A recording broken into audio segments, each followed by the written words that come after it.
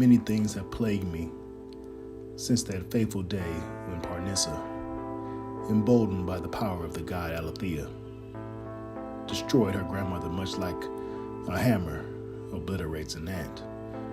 As anyone can imagine, that day haunted me for years, inviting nightmares and fits of rage that befuddled my parents and counselors both.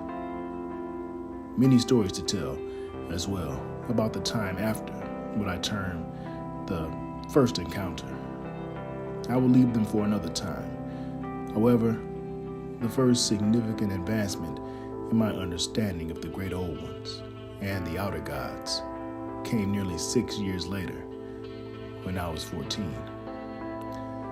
I had grown tired of the night terrors. They were unbelievably exhausting, and I often wet the bed, which only brought me pity and packages from my parents. I had only to ask to find the correct person. When I became old enough, which was about 12 years of age, I began to research things while in school. I went to libraries and read many books.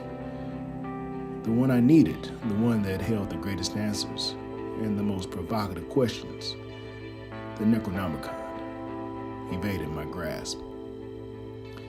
The inexperienced, dumb, naive 14-year-old me, after 2 years of secretly searching and finding little to nothing but voodoo rituals and myths, had finally had it.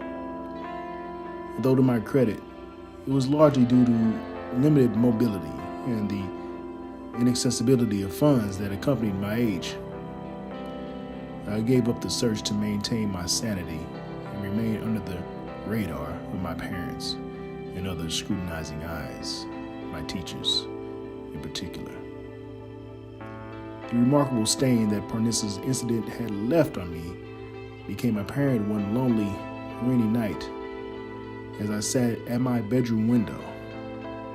I hadn't thought about it for years, but I remembered Terrence's grandfather, that old blind man laying in the middle of our street, bleeding because he was fighting his ghastly premonitions. The notebook he handed me that night, with his cryptic code, was still in the middle drawer of my nightstand. I had almost given up on it, for there was nothing within its pages that I could tie to anything else, even loosely. It was just a bunch of inked gibberish.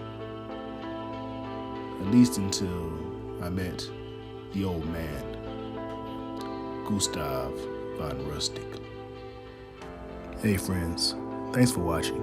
If you like what you heard, please follow me on Twitter and Instagram @The Black Lexicon.